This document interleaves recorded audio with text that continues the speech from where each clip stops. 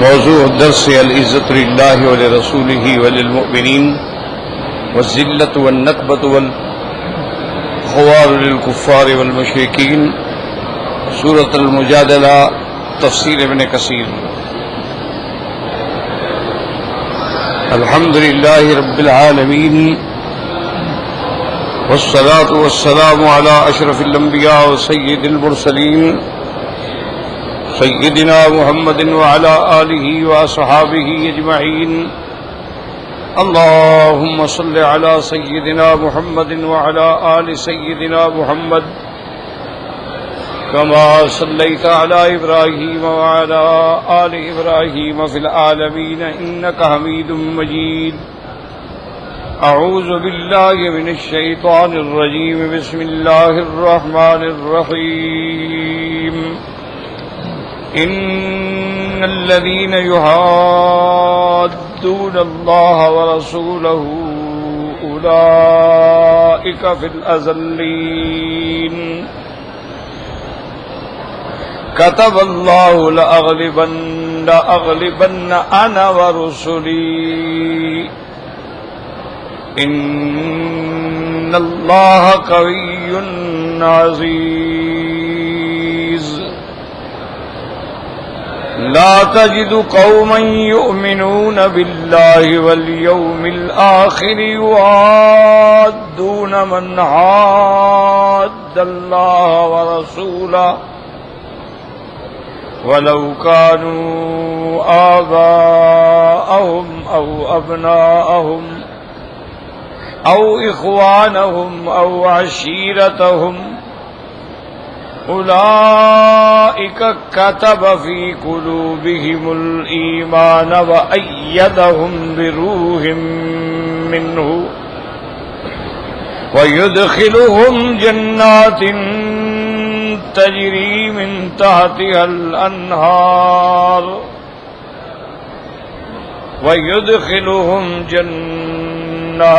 تجري من تحتها الأنهار خالدين فيها رضي الله عنهم ورضوا عنه أولئك حزب الله ألا إن حزب الله هم المفلحون۔ اللہ تبارک و تعالی نے کلام مقدس کی ان آیات مبارکہ میں ارشاد فرمایا ہے کہ ان الذین یحادون اللہ ورسولہ اولئک فی الاذلین۔ جیسے اس سے پچھلی آیات میں آپ پڑھ چکے ہیں، اللہ تبارک و تعالی نے ان لوگوں کی مذمت بیان فرمائی جو یہودیوں سے تعلق رکھتے ہیں، دوستی رکھتے ہیں، اور اصل میں وہ خود بھی منافق ہیں، مسلمانوں کو بھی دھوکہ دینا چاہتے ہیں اور ان کو بھی دھوکہ دینا چاہتے ہیں۔ اس لیے اللہ نے واضح فرما دیا تھا کہ ما ہم منکم ولا منہم، نہ ان کے ہیں یا نہ آپ کے، اور ساتھ ان کی صفات میں یہ بھی بیان فرمایا تھا کہ میرے محبوب یہ جھوٹی قسمیں کھاتے ہیں اور جانتے ہیں کہ ہم جھوٹی قسم کھا رہے ہیں۔ ان کے بعد ان کے احوال آخرت کا بھی اللہ نے ذکر فرمایا کہ جب قیامت میں ہم ان کو اٹھائیں گے تو یہ چونکہ پرانی عادات بد کا شکار تھے، یہ اللہ کے سامنے بھی پھر جھوٹی قسمیں کھائیں گے اور اپنے گمان میں خیال کریں گے کہ ہم جھوٹی قسمیں کھا کے بچ جائیں گے، لیکن وہ نہیں سمجھتے کہ ان کو کیا فائدہ ہوگا، اللہ تو جانتے ہیں کہ یہ جھوٹے ہیں۔ اور اسی طرح پھر اللہ تبارک و تعالی نے فرمایا کہ اصل وجہ کیا ہے کہ استعوذ علیہم الشیطان، کہ شیطان نے ان پہ تسلط جما لیا ہے۔ اس لیے یہ اللہ تعالی کے ذکر کو بھول گئے، نتیجہ یہ نکلا کہ یہ حزب الشیطان ہو گئے اور ان کا انجام جو ہے خسارہ ہے، دنیا میں بھی اور آخرت میں۔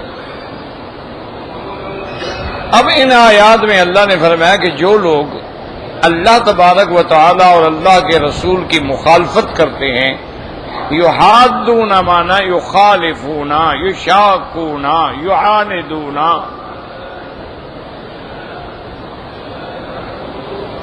اللہ نے فرمایا کہ اولئک فی الاذلین، یہی لوگ ہیں، ان کا شمار جو ہے وہ ذلت والے گروہ میں ہے۔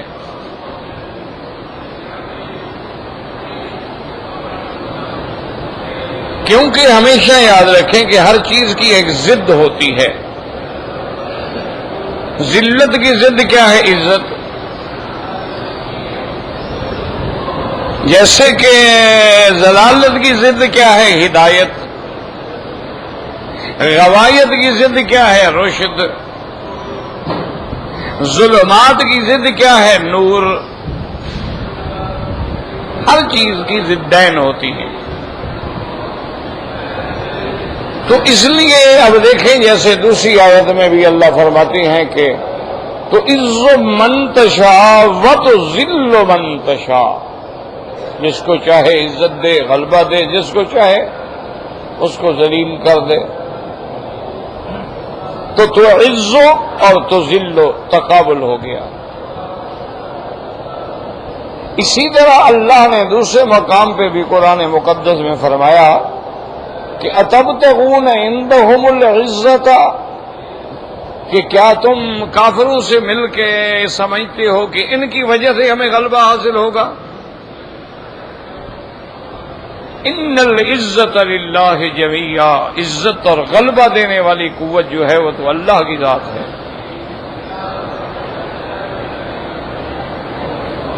اسی طرح اللہ تبارک و تعالی نے دوسرے مقام پہ بھی منافقین کے بارے میں فرمایا کہ یہ منافقین جو ہیں آپس میں مشورہ کرتے ہیں کہ لئن رجعنا الى المدینۃ لیخرجن الأعز منها الأذل۔ یہ منافقین یہ کہتے ہیں کہ جب ہم مدینے میں لوٹ جائیں گے نا تو ہم میں جو غالب ہیں وہ ان کمزوروں کو ہم نکال دیں گے۔ تو وہاں بھی اعز اور اذل۔ اللہ تبارک و تعالی نے ان کا بھی رد فرمایا کہ وَلِلَّهِ الْعِزَّةُ وَلِرَسُولِهِ وَلَكِنَّ الْمُنَافِقِينَ لَا يَعْلَمُونَ، عزت تو اللہ کے ہاتھ اور غلبہ اللہ کے لیے، اللہ کے رسول کے لیے اور ایمان والوں کے لیے ہے، لیکن یہ منافق جانتے نہیں۔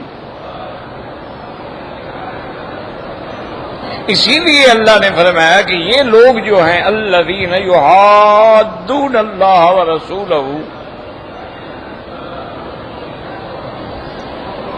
کیا معنی ہے؟ یشاقون اللہ ورسولہ، اللہ رسول کا حکم ہے کہ ہر شک میں ہے، یہ دوسری شک میں مقابلے پہ کھڑے ہیں،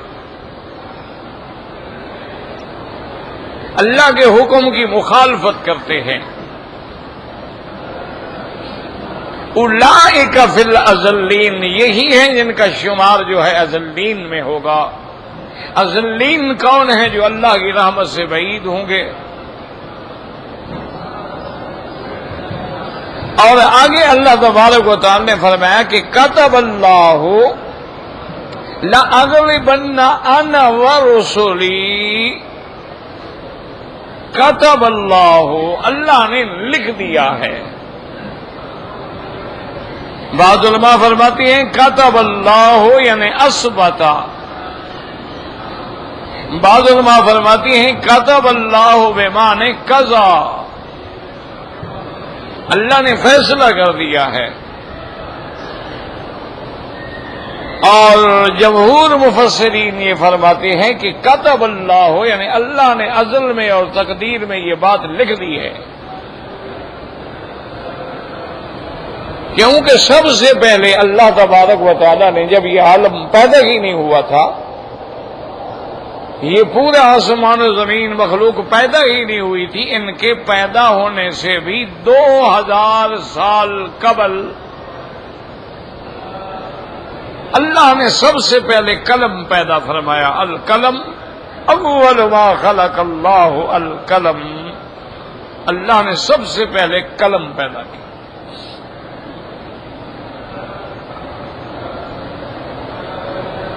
اور اس قلم کو اللہ نے حکم دیا کہ اکتب، لکھو، ما کانا وما یکونو، جو ہو چکا ہے، جو آئندہ ہوگا، وما ہوا کائن الی یوم القیامت، اور جو قیامت تک واقعات آئیں گے سب لکھو۔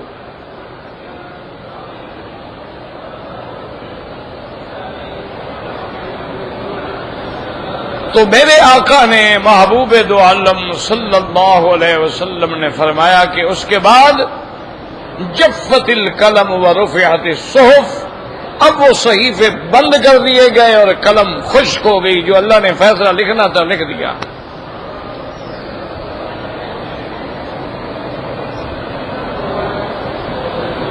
اور اللہ کا فیصلہ کبھی تبدیل نہیں ہوتا ہے۔ اسی لیے معراج والی رات میں جب اللہ نے حضور سرکار دو عالم صلی اللہ علیہ وسلم اور آپ کی امت پہ 50 نمازیں فرض کی، حضرت موسیٰ علیہ السلام کے مشورے سے آپ پھر واپس گئے۔ موسیٰ علیہ السلام نے صحیح احادیث میں ہے، انہوں نے کہا ارجع الی ربک، اپنے رب کی طرف لوٹ جائیں، فاسألہ التخفیف، اللہ سے رعایت مانگیں، آپ کی امت نہیں پڑھ سکتی 50 نمازیں۔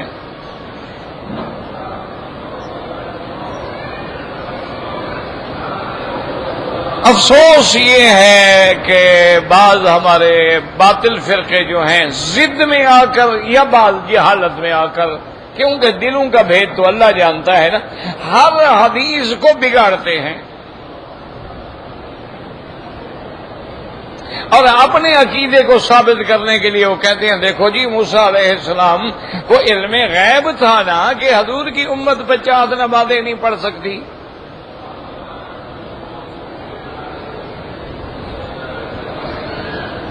اس لیے انہوں نے کہا کہ جی آپ رعایت مانگیں، تو یہ جہالت والی بات ہے، یہاں علم غیب کا مسئلہ ہی کوئی نہیں ہے۔ وہ تو صحیح حدیثوں میں موجود ہے کہ موسیٰ علیہ السلام نے عرض کیا کہ یا رسول اللہ میری امت میں تو 3 نمازیں فرض ہوئی ہیں، وہ 3 نہیں پڑھتی ہیں تو آپ کی امت 50 پڑھے گی۔ وہ تو اپنا تجربہ بیان کر رہے ہیں، اس میں علم غیب کون سا ہے؟ اور اسی طرح یاد رکھیں کہ اس حدیث مبارک سے ہمیں یہ بھی سبق ملتا ہے کہ موسیٰ علیہ السلام کی بھی ایک حد تھی اور جبریل علیہ السلام کی بھی ایک حد تھی، لیکن میرے آقا میرے مدنی محبوب دو عالم کو اللہ نے اور اپنے قریب کیا تھا۔ بات کو سمجھیں، یعنی اگر صرف اسی مقام پہ ہیں تو پھر جانے اور آنے کا کیا مطلب جی آپ واپس جائیں؟ تو اسی لیے حدیث مبارک میں آتا ہے کہ جب جبریل علیہ السلام ایک مقام پہ رک گئے اور حضور فرماتے ہیں کہ پھر رف آیا۔ رف کہتے ہیں جیسے قالین کا ایک ٹکڑا ہو، میں پھر اس پہ کھڑا ہو گیا اور وہ پھر مجھے لے کے عرش کی طرف گیا، اللہ تعالیٰ کے اور زیادہ مجھے قریب لے گیا۔ اور جبریل علیہ السلام وہیں کھڑے ہو گئے، ان کی حد ہو گئی۔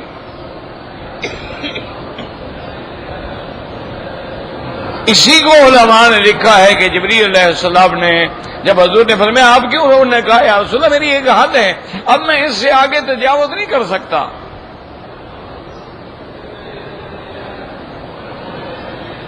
وہ ایک مشہور ایک قصہ ہے پرانا، اللہ عالم کس حد تک میں چونکہ خود نہیں سنا، دوستوں سے سنا ہے کہ ایک زمانے میں ختم نبوت کے موضوع پہ سارے اکٹھے تھے نا، دیوبندی بھی، بریلوی بھی، شیعہ بھی، اور سارے اکٹھے تھے۔ تو پھر کوئی اتفاق ایسا ہوا کہ نورانی صاحب نے ساتھ چھوڑ دیا، کوئی اختلاف ہو گیا، اللہ پاک رحمت فرمائے، فوت ہو گئے۔ جو لوگ فوت ہو گئے ان کے بارے میں کبھی آدمی کو برا لفظ نہیں کہنا چاہیے، کوئی وجہ ہو گئی ہوگی، آپس میں کوئی بات پہ جھگڑا ہوا اور ساتھ چھوڑ گئے۔ تو شاہ جی سے رحمت اللہ علیہ سے کچھ دوستوں نے تقریر میں جلسے میں پوچھا کہ حضرت آپ کو نورانی کیوں چھوڑ گئے؟ انہوں نے فرمایا یار یہ نورانیوں کی پرانی عادت ہے، میرے محمد مدنی کو بھی چھوڑ گئے تھے نا سدرۃ المنتہا پہ۔ انہوں نے کہا میں خاکی ہوتا، میں جل جاتا لیکن ساتھ نہ چھوڑتا، نوری تھا نا، رک گیا، اس نے بھی تو ساتھ چھوڑ دیا۔ اور یہ بھی یاد رکھ لو میرے عزیز کہ جب حضور تشریف لے گئے، اللہ سے دوبارہ درخواست کی، اللہ نے 5 نمازیں معاف فرما دی، 45 رہ گئی، موسیٰ علیہ السلام نے پھر آ گئے، پھر 5 معاف فرما دی۔ یاد رکھو اور قرآن حدیث پڑھا کرو اور اہل حق کے ساتھ تعلق رکھا کرو، اللہ چاہتے تو پہلی دفعہ بھی تو معاف کر دیتے نا۔ جب حضور نے جا کے درخواست کی تھی اللہ فرماتے ٹھیک ہے 45 معاف، لیکن منشا خدا بندی یہ تھا کہ میرے مدنی کو بار بار معراج ہوتا رہے۔ معراج کا معنی کیا ہوتا ہے؟ عروج، نازل ہونا پھر اوپر جانا، تو حضور پھر جاتے تھے نا، پھر آتے تھے، پھر جاتے تھے، پھر آتے تھے، تو ایک معراج نہیں میرے مدنی محمد مصطفیٰ کا، اس میں تو کئی معراج ہیں حضور پاک کے۔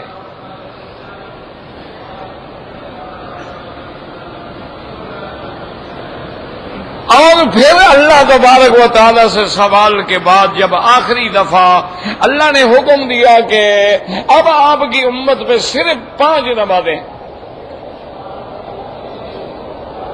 اور ساتھ اللہ نے کیسا پیارا فیصلہ فرما دیا، فرمایا لا يبدل القول لدي وما انا بظلام للعبید، میرا مدنی میری بات بدلا نہیں کرتی ہے، میں نے تقدیر میں فیصلہ تیری امت کے لیے 50 نمازوں کا لکھ دیا ہے، لیکن اب 5 پڑھیں گے، لکھوں گا میں 50۔ من جاء بالحسنۃ فَلَهُ عَشْرُ أَمْثَالِهَا، جو ایک نیکی کرے گا تو 10 گنا اجر ملے گا، پڑھیں گے 5 لیکن لکھا 50 جائے گا۔ اللہ کا فیصلہ کبھی تبدیل نہیں ہوتا جو تقدیر میں لکھا جا چکا ہے۔ اسی طرح اب یہ بات بھی سمجھ لیں کہ اللہ نے قلم پیدا کیا، قلم تو فرمایا لکھ دو، تو قلم علام الغیوب تھا، سارا کچھ جانتا تھا، کیسے لکھ دو؟ اللہ نے حکم فرمایا قلم کو اکتب، لکھو۔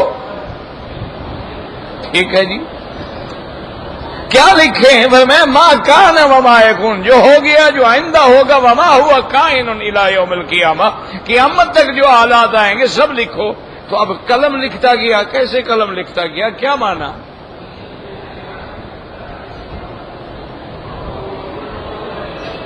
قلم کی بڑی شان ہے، اللہ نے قرآن میں قسم کھائی ہے قلم کی، نون والقلم وما یسطرون۔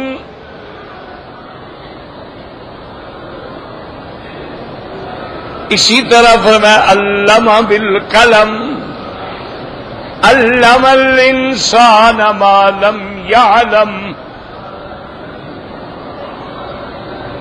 تو اس کا طریقہ، اس کی بات یہ سمجھ لیں، یاد رکھیں کہ جیسے آج کل انسانوں نے ایسے کمپیوٹر اور ایسی چیزیں ایجاد کر لی ہیں کہ آپ مثلا عربی میں درس دے رہے ہیں یا اردو میں درس دے رہے ہیں، آپ کا درس وہ ٹیپ بھی کرتے جائیں گے اور جس زبان میں آپ لکھ دیں گے اس کا ترجمہ بھی کرتے جائیں گے،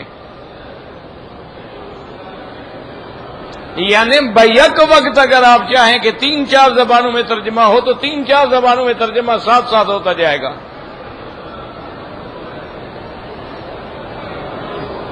اسی طریقے سے آپ دیکھیں کہ آج انسانوں نے ایسی چیزیں بھی ایجاد کر دی ہیں کہ ایک اتنی چھوٹی سی مائکرو فلم ہوتی ہے اور اس میں 30 جلدوں کی کتاب آ جاتی ہے۔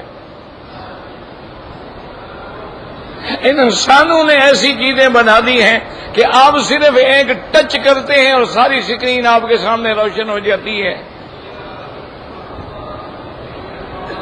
تو اصل بات یہ سمجھیں، علام الغیوب اللہ ہے، طاقت دینے والا اللہ ہے، ایسی قلم کو پیدا کرنے والا بھی اللہ ہے۔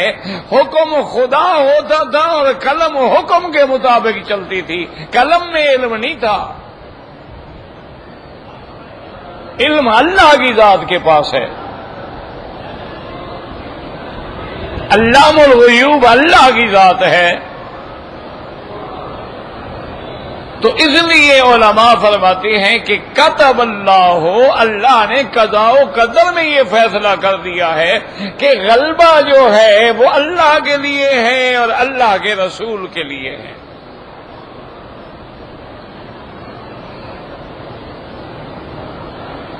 اسی طرح دوسرے مقام پہ اللہ نے فرمایا انا لننصر رسلنا والذین آمنوا فی الحیات الدنیا، اللہ نے فرمایا ہم اپنے رسولوں کی مدد فرماتے ہیں۔ اسی طرح اللہ نے فرمایا وَلَقَدْ نَصَرَكُمُ اللَّهُ بِبَدْرٍ وَأَنْتُمْ أَذِلَّةٌ، میرے محبوب اللہ نے آپ کی بدر میں مدد کی، آپ تو کمزور تھے۔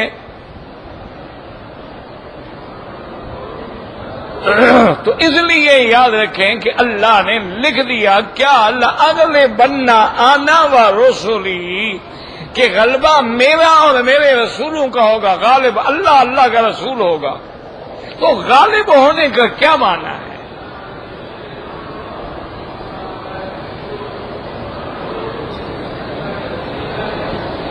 غالب ہوگا اللہ، غالب ہمارا اللہ غالب علی امرہ، ہمارا ایمان ہے۔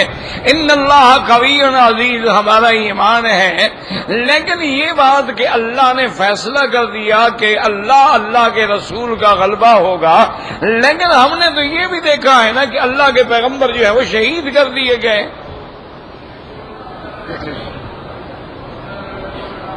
قرآن کہتا ہے یقتلون الانبیاء، کہ بنو اسرائیل جو تھے انبیاء کو قتل کر دیتے تھے۔ یقتلون النبیین بغیر حق، اور ایک ایک دن میں کئی پیغمبروں کو قتل کیا گیا، اور بعض پیغمبروں کے سروں پہ آلے رکھ کے 2 ٹکڑے کیا گیا۔ تو اس لیے ہمیشہ یاد رکھیں کہ اگر حق پہ چلو گے تو پھر مار کھانی پڑتی ہے، پھر حلوے نہیں ملتے۔ ایک فیصلہ کر لو، یا پھر سنت انبیاء پہ چلو یا حلوے کھاؤ، مزے کرو۔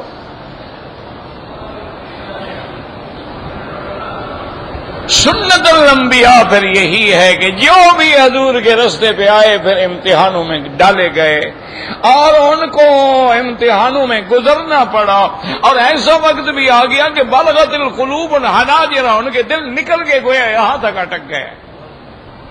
اور اللہ فرماتے زلزلوا زلزالا شدیدا، ہم نے ان کو ہلا ڈالا۔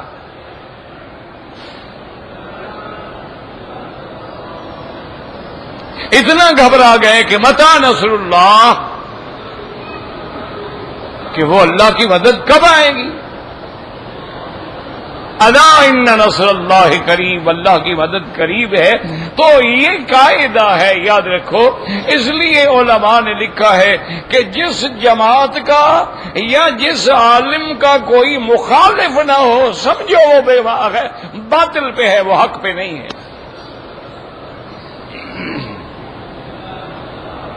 جس کے بارے میں لوگ کہیں نا جی ماشاءاللہ بڑے مرنج آدمی ہیں، ہر جماعت حضرت پہ راضی ہے، ماشاءاللہ حضرت کو سب مانتے ہیں، اپنے پرائے حضرت کے پیچھے نماز پڑھتے، سمجھ لو مداہن ہے، منافق ہے۔ جب حق بات کرو گے، اللہ کے نبی کے ساتھ سارے نہیں ہو گئے تو مولوی کے ساتھ سارے کیسے ہو جائیں گے؟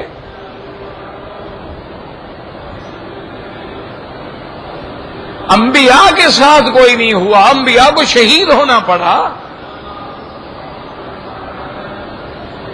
آج آپ مزے سے طواف کر رہے ہیں نا، ماشاءاللہ عمرے کر رہے ہیں، اسی اللہ کے کعبے میں میرے محبوب محمد مدنی کھڑے ہیں، اور عقبۃ بن ابی معیط جو ہے ملعون، اس نے آ کے کپڑا حضور کے گلے میں ڈال کے اتنا کھینچا کہ حضور کی آنکھیں مبارک ابل آئیں۔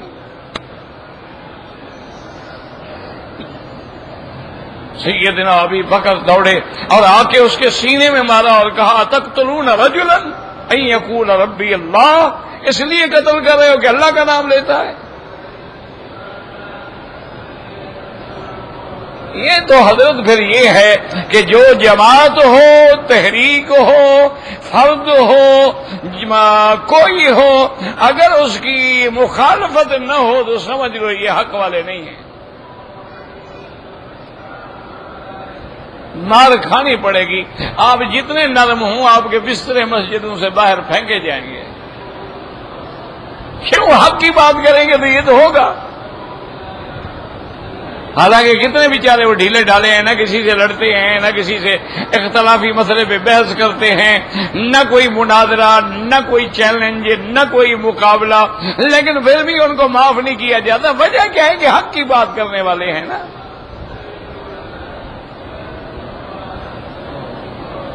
تو یاد رکھیں کہ اس غلبے کا کیا معنی ہے۔ اللہ جو فرماتے ہیں کہ میں اور میرا رسول، تو علماء نے فرمایا غلبے کا معنی یہ ہے الغلبۃ بالحجت، کہ دلائل کے اعتبار سے اللہ کے پیغمبر حق پہ ہیں۔ جب باطل آئے گا باطل ختم ہو جائے گا، حق حق رہے گا۔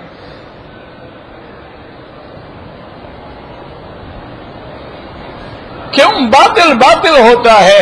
جیسے وہ واقعہ تاریخ میں آتا ہے کہ دلی میں ایک پادری چیلنج کیا تھا اس نے حضرت عیسیٰ علیہ السلام کی ابنیت کے لیے کہ کوئی علماء مناظرہ کریں، علماء نے قبول کر لیا۔ تو اب وہ بڑی تقریریں کر رہا تھا اور بڑا جوش مار رہا تھا۔ علماء حضرت قاسم نانوتوی آ رہے تھے مقابلے پہ، ٹرین مؤخر ہو گئی، حضرت کو دیر ہو گئی، تو اب وہ ناچ رہا تھا میز پہ کھڑے ہو کے، دیکھو ان کا علماء اسلام کا مولوی ڈر کے مارے بھاگ گیا، کون میرے سامنے آ سکتا ہے، عیسیٰ خدا کا بیٹا ہے۔ جوش میں تھا۔ ایک آدمی وہاں شکر کندی بیچ رہا تھا، ہندوستانی ہمارے بھائی دیکھا تو ہے نا، اپنے ایسے دھان پان سے ہوتے ہیں بیچارے، وہ جناب ادھر سے ایسے چلتے چلتے چلتے مجمع سے اس کی میز کے قریب پہنچا۔ اس نے کہا پادری صاحب مجھے بات بتاؤ، مولوی صاحب تو جب آئیں گے مناظرہ ہوگا، میں تو شکر کندی بیچنے والا ایک ان پڑھ سا آدمی ہوں، لیکن مجھے بات بتاؤ عیسیٰ علیہ السلام اللہ کا بیٹا ہے؟ اس کا بیٹا ہے۔ اور نے کہا اچھا اللہ کے بیٹے ہیں، کل کتنی بیٹے ہیں؟ اس نے کہا بڑے احمق کو بے وقوف ہو، ایک ہی تو بیٹا ہے عیسیٰ علیہ السلام۔ اس نے کہا یار میں شکر کندی بیچتا ہوں، 8-10 میرے بیٹے ہیں، ایسے کمزور خدا کو میں نہیں مانتا، ایک بیٹا جننے کے بعد خلاص ہو گیا۔ اچھا خدا ہے؟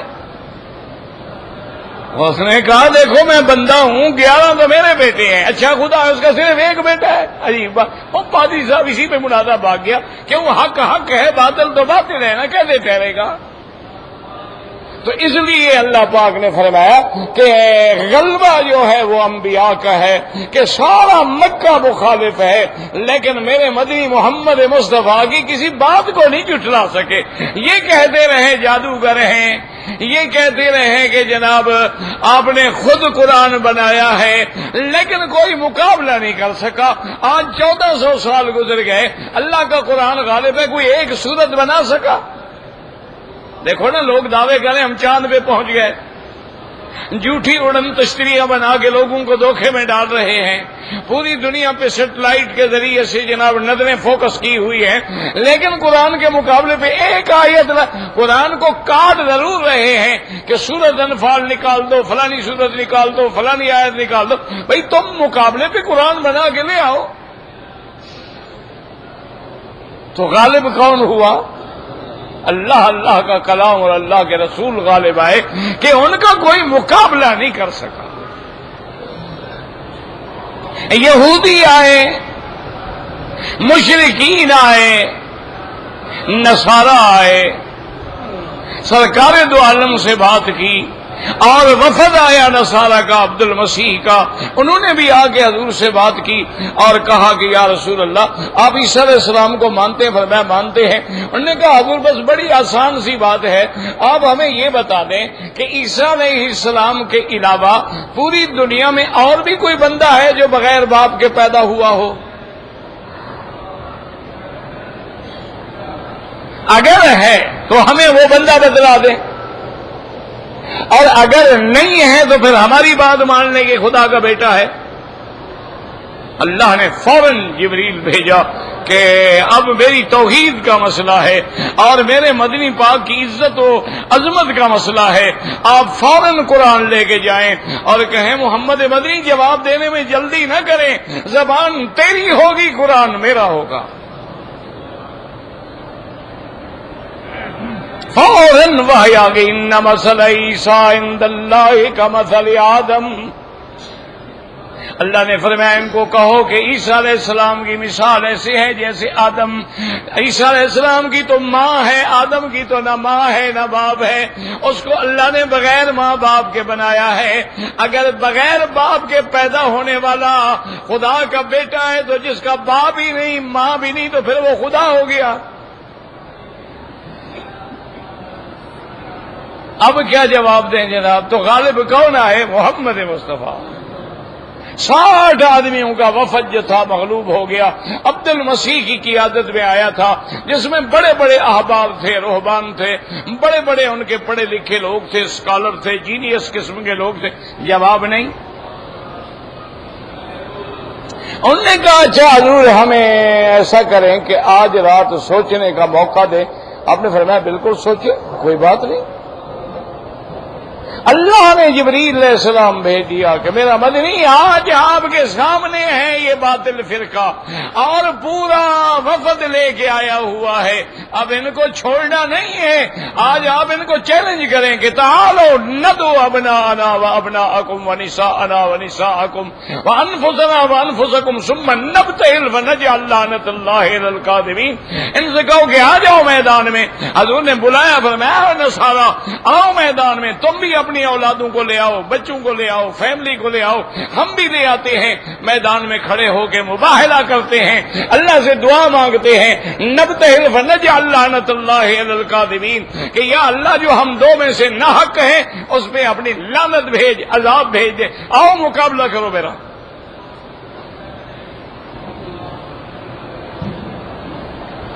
انہوں نے کہا حضور ہمیں ایک رات پھر سوچنے کا موقع دیں. اور میں جا کے سوچو. عبد المسیح سے پوچھنے لگے بھی تم بڑے ہمارے بڑے پادری ہو، بتاؤ کیا کریں؟ اب اللہ کا نبی تو کہتے ہیں مباہلہ کرو. انہوں نے کہا خبردار مباہلہ نہ کرنا، اللہ کا نبی سچا ہے، ہم جھوٹے ہیں، مر جائیں گے. دوسرے دن آئے، انہوں نے کہا حضور ہم مباہلہ نہیں کرتے، ہم آپ سے صلح کرتے ہیں، جتنا آپ جزیہ فرمائیں ہم آپ کو سالانہ دیتے رہیں گے، لیکن ہم مباہلہ بھی نہیں کرتے، مقابلہ بھی نہیں کرتے. حضور نے فرمایا واللہ لو باہلتمونی، اگر یہ میرے مباہلے پہ نکل لاتے لأضرمت الوادی نارن، اللہ اسی وادی سے آگ پیدا کرتا، ان کو وہی جلا کے بھسم کر دیتا. تو اب غالب کون آیا؟ محمد مصطفیٰ. نصارہ شکست کھا گئے، غالب محمد مصطفیٰ آیا.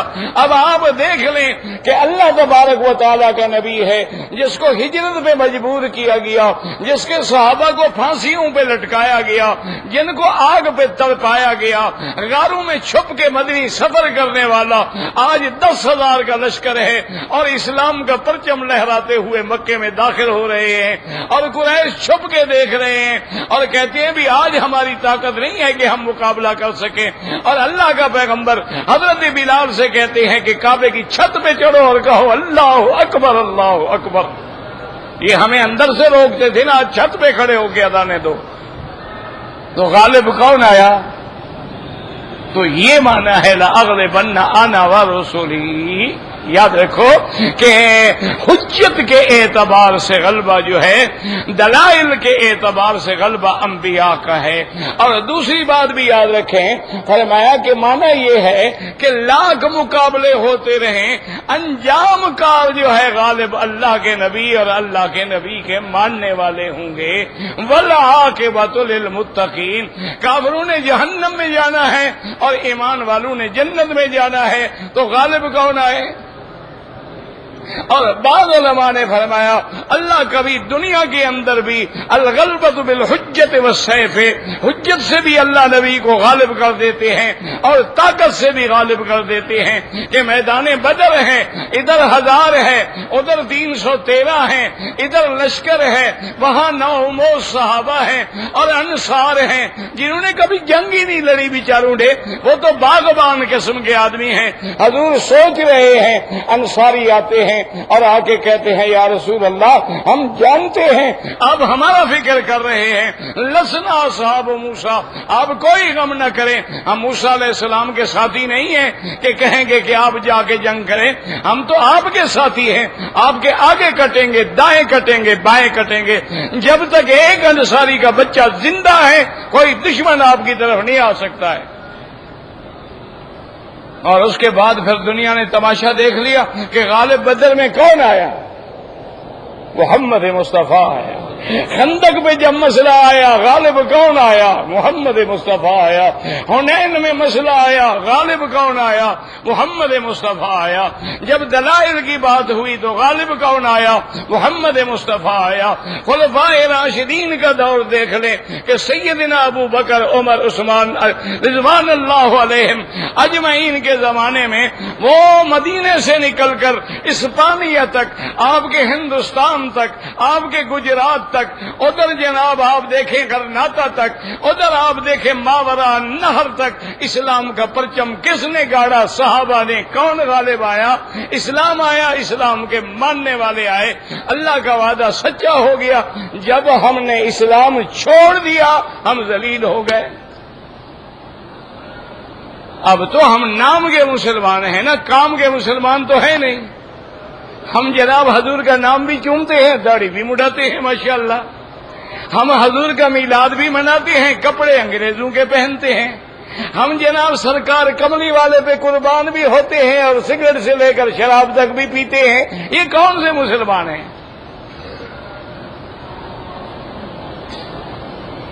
تو جب ہم مسلمان نہ رہے تو غلبہ بھی نہ رہا۔ اس لیے اللہ نے فرمایا کتب اللہ لأغلبن انا ورسلی ان اللہ قوی عزیز واللہ اعلم۔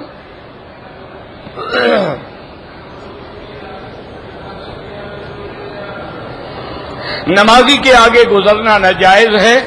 حرم میں چونکہ اتنا بڑا اجتماع ہوتا ہے، مجبوری ہوتی ہے، اس لیے سجدے کی جگہ پہ پاؤں نہ رکھیں، دور ہو کے گزر جائیں۔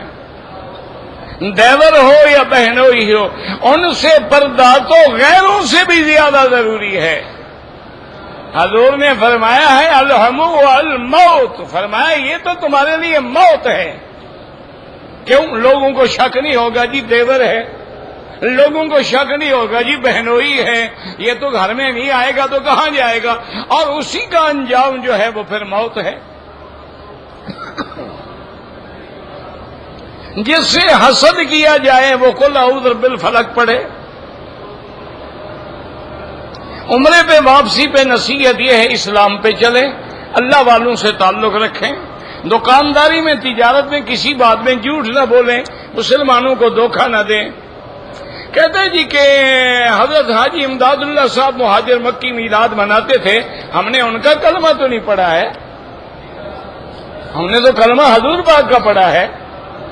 حضرت گنگوہی رحمت اللہ علیہ سے پوچھا گیا تو انہوں نے فرمایا کہ ہم نے ان کو اپنا شیخ بنایا تھا تزکیہ باطن کے لیے، ان کو ہم نے نہ کبھی عالم مانا ہے اور نہ ہم ان کے فتوے پہ کبھی چلتے ہیں، یہ ان کے تفردات ہیں۔ انہوں نے خلاف لکھا اپنے پیر کے۔ ٹھیک ہے، اگر ایک آدمی ہے کوئی اس میں تفرد ہوتا ہے، تمام علماء نے، حضرت تھانوی جو پہلے نرم تھے انہوں نے بھی خلاف لکھا۔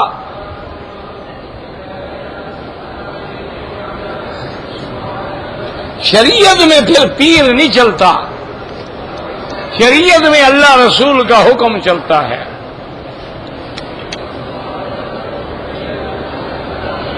کہتے جی کہ صفا مروہ کے اگر 7 کے بجائے زیادہ چکر ہو جائیں باقی ضائع گئے، حکم 7 کا ہے، 7 سے زیادہ کرنا ناجائز ہے، بدعت ہے اور مخالفت سنت ہے۔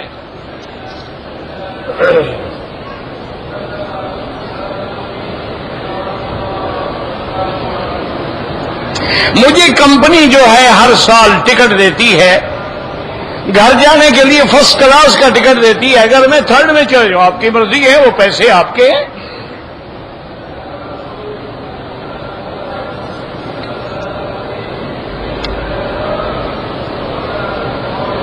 ہم مکے میں رہنے والے جب اپنے ملک جاتے ہیں آپ قصر پڑیں گے، جب اپنے وطن میں پہنچ جائیں گے یعنی اپنے گھر میں پھر نماز پوری پڑھیں گے، اور اگر وہ گھر آپ نے چھوڑ دیا ہے وہاں بھی مسافر ہیں۔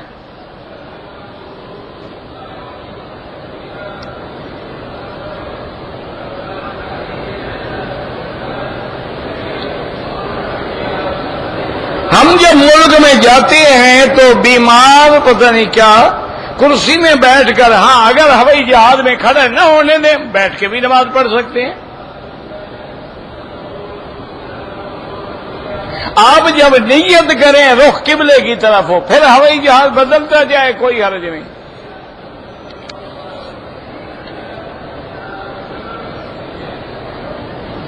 یہاں پر سب سے افضل عمل جو ہے وہ طواف ہے، چونکہ باقی ہر عمل پوری دنیا میں ہو سکتا ہے لیکن طواف کسی جگہ نہیں ہو سکتا۔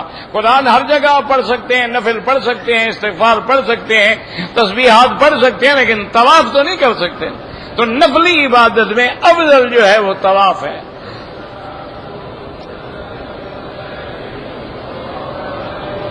ایک آدمی معذور ہے ٹانگوں سے، اس کے لیے کوئی اور آدمی عمرہ کرے کر سکتا ہے؟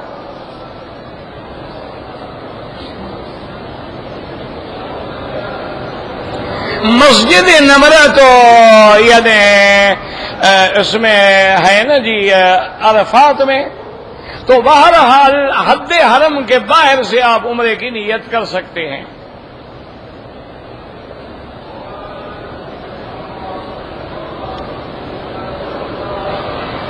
بعض عالم کہتے ہیں کہ بیٹھ کے سر کھڑا رکھ کر، ہاں یعنی سجدہ نہ کرے، رکوع نہ کرے، بیٹھ کے ماں باپ کے پاؤں پہ ہاتھ رکھ لے تو ٹھیک ہے۔ منع تو اس لیے ہے کہ سجدہ نہ ہو، رکوع نہ ہو، جھکے نہیں۔ ویسے ماں باپ کے پاؤں پکڑیں، خدمت کریں، دبائیں، ان کے ہر لحاظ سے ان کے لیے دعا بھی کریں اور اتباع بھی کریں۔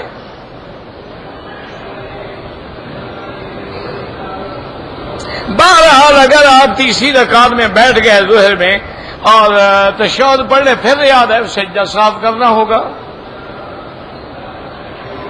اگر کسی آدمی کی ناف پہ نظر پڑ جائے، نظر والے کا وضو تو نہیں ٹوٹتا ہے، نہ اس کا ٹوٹتا ہے، لیکن یاد رکھو جو آدمی احرام باندھتے ہیں اور ناف سے نیچے چادریں باندھی ہوتی ہیں، وہ دکھانے والا بھی لعنتی ہے اور دیکھنے والے پر بھی لعنت ہے، اور اس کا جو حصہ ہے یہ عورہ ہے۔ جب وہ ظاہر ہے نماز ہی نہیں ہوگی، نہ عمرہ ہوگا، نہ طواف ہوگا۔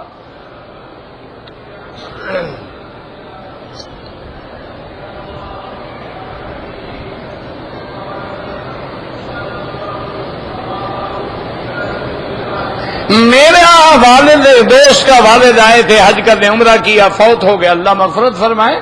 بڑی اچھی بات ہے، قیامت تک ان کے حج عمرے لکھے جائیں گے۔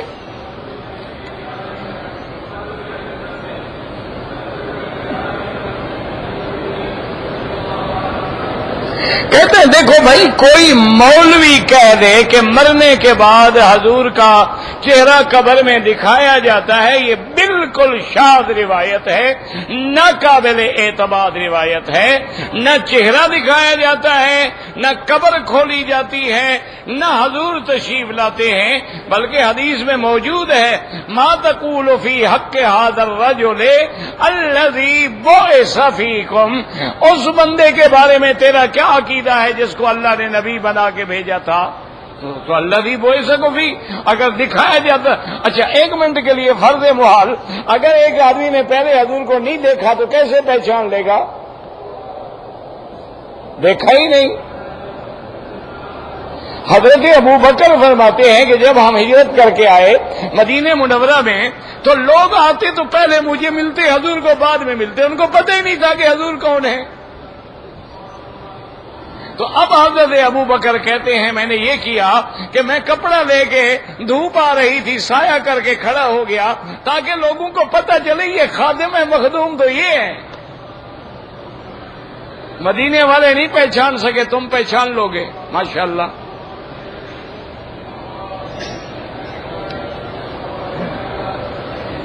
میں نے ٹیلی فون پہ نکاح کیا ہے وہ ہوتا ہی نہیں نکاح دوبارہ کرو. نکاح کے لیے شرط ہے کہ دونوں ایک جگہ موجود ہوں یعنی دولہا بھی دلہن بھی یا دلہن کا وکیل ہو اس کا ماں ہے باپ ہے چاچا ہے کوئی ہے وہ ایک جگہ ان کا ہونا ضروری ہے. ایک ملک میں ہے ایک اور ملک میں ہے کوئی نکاح شکاح نہیں ہوتا ٹیلی فون پہ. یہ جو آج کل انٹرنیٹ پہ کرتے ہیں اور ای میل پہ کرتے ہیں اور سامنے کیمرے لگا دیتے ہیں بالکل نکاح نہیں ہوتا.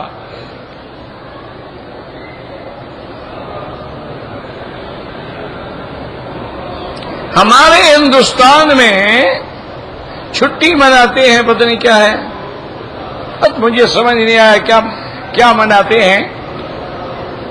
طواف کے بعد جو نفل ادا نفل کس نے کہا ہے آپ کو بس زبانوں پہ چڑھ گیا. طواف وہ 2 رکعت واجب ہیں باقی تمام ائمہ کے نزدیک سنت ہے نفل تو کسی کے لیے نہیں ہے. نفل نفل نفل پتہ نہیں لوگوں نے کہاں سے بنا رکھا ہے.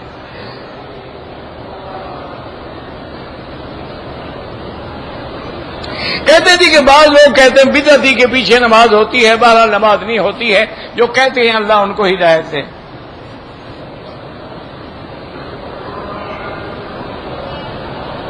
اللہ پاکستان میں شریعت نافذ کریں بالکل دعا کریں اللہ اسلام نافذ فرمائیں. اور وہ کب نافذ ہوگا جب تم مسلمان بنو گے. اسلام کس پہ نافذ کریں کون نافذ کرے. ووٹ دیں گے آپ ماشاءاللہ بے دینوں کو اور لائیں گے اسلام ماشاءاللہ سبحان اللہ.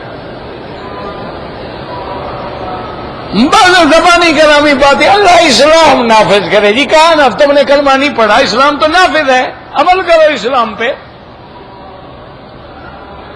تو مسلمان ہو کون نافذ کرے اللہ نے نافذ کر دیا ہے.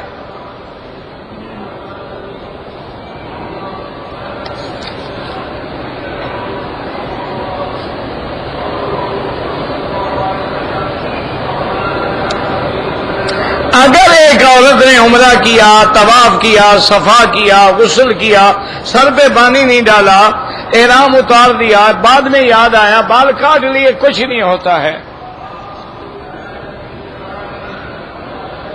ٹیلی فون پہ جو میوزک لگا ہوا ہے وہ حرام ہے.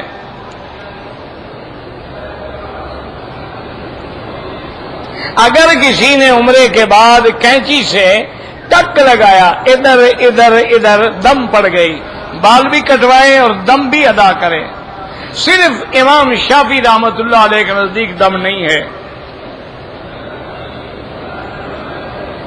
صلاۃ الجنازہ کے دوران طواف کرتے رہو. جنازہ جو ہے وہ فرض کفایہ ہے کچھ لوگ پڑھ لیں گے تو سب کے ادا ہو جائے گا لیکن ثواب تو نہیں ملے گا نا. دم پڑ جائے تو مکے میں دینی ہے اپنے ملک میں نہیں دے سکتے.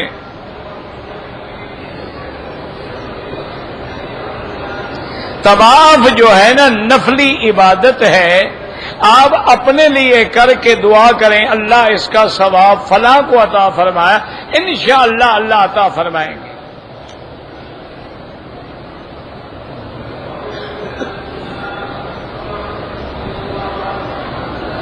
کہتے میں نے اپنے عزیزوں سے 3 تولے سونا ادھار لیا تھا. اس وقت قیمت 12,000 تھی اب قیمت زیادہ ہے. آپ ان کو 3 تولے سونا واپس کریں جو لیا تھا وہ واپس کرو.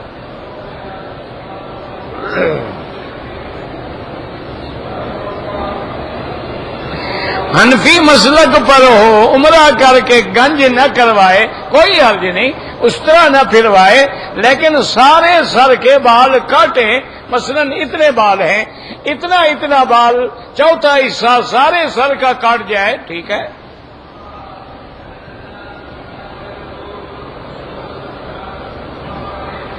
میں قطر سے آیا ہوں، میں نے احرام باندھا ہے، نیت کی، لیکن 2 رکعت نہیں پڑھی، کوئی حرج نہیں۔ طواف الوداع عمرے والوں کے لیے واجب نہیں ہے، اگر کرو تو ثواب ہے۔ اگر رمضان المبارک کے بعد ہم عمرہ کریں تو حج فرض نہیں ہوتا۔ آپ کو جب یہاں رہنے کی اجازت نہیں تو حج کیسے فرض ہوگا؟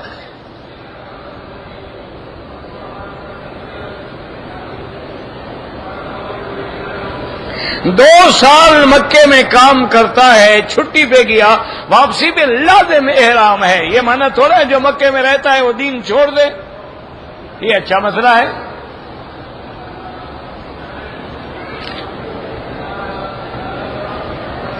اگر آپ مثلا مسجد عائشہ سے عمرہ کرتے ہیں جائز ہے، جیرانہ سے کرتے ہیں جائز ہے، لیکن جتنی دیر عمرے میں لگاتے ہیں اگر طواف کرتے رہیں تو طواف کا زیادہ ثواب ہے۔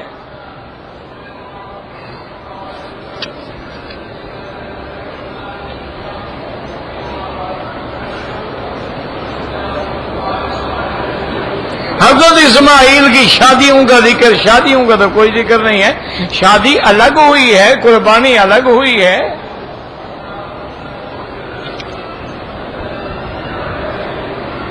کہتے جی کہ تبلیغ کا کام، یہاں بھی کوئی منع نہیں ہے، اب تبلیغ نہیں ہو رہی ہے، کیا ہو رہا ہے؟ یہ جو اب تقریر ہو رہی ہے، تبلیغ کیا ہوتی ہے؟ سامنے آپ کے درس ہو رہا ہے، ہر جگہ تبلیغ ہو رہی ہے، ہر مسجد میں ہو رہی ہے، کتنے کا ہے بند ہے؟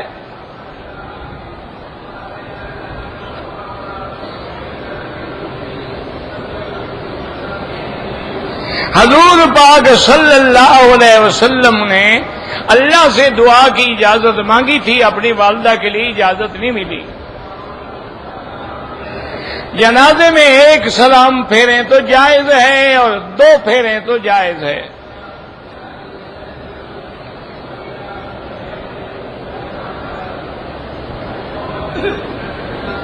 حدیث کی روشنی میں ہے، وہ تو حضور نے گاڑا تھا قبر پہ، یہ حکم نہیں دیا کہ گاڑا کرو، اگر حکم ہوتا تو اس دن کے بعد صحابہ گاڑتے۔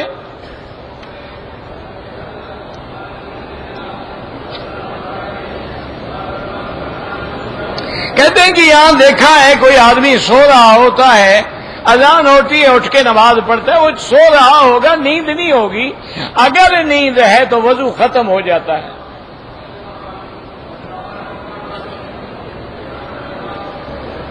زمزم جیسے باقی پانی پیتے ہیں، بیٹھ کے پیئیں۔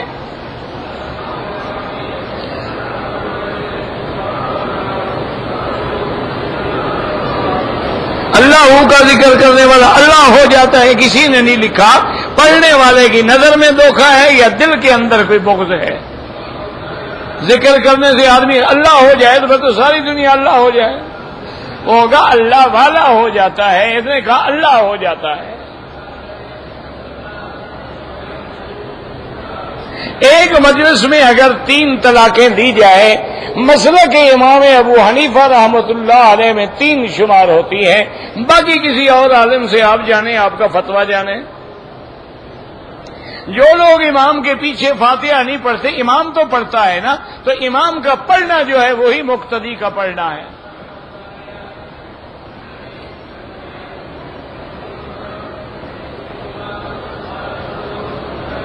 میں نے کہا تھا اولاد کے لیے پہلے علاج کروائیں، اس کے بعد وہ جو دعا ہے نا قرآن میں وہ مانگا کریں، رب لا تذرنی فردا، کوئی عدد نہیں، صبح و شام ہر نماز کے بعد مانگا کرو۔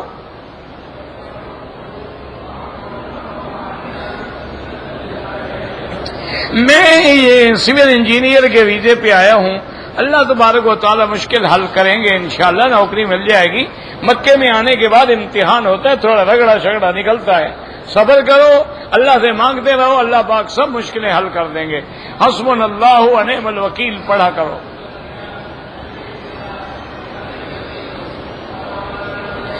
اگر عورت کو حیض آ جائے، طواف الوداع معاف ہے، طواف الوداع ویسے بھی عمرے والے کے لیے نہیں ہے۔ اگر ہم نے جمعہ کا دن ہے، جمعہ سے پہلے طواف الوداع کر لیا، جمعہ پڑھنے کے بعد روانہ ہوئے، کوئی حرج نہیں۔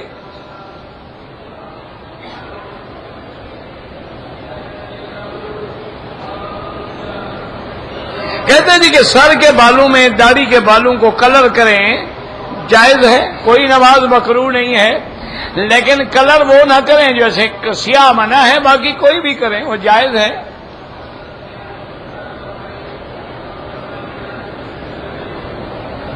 کہتے جی کہ مشین سے مونچھیں صاف کریں، کوئی حرج نہیں۔ لائف انشورنس پالیسی لینا بالکل حرام ہے، اس میں جوا بھی ہے اور سود بھی ہے۔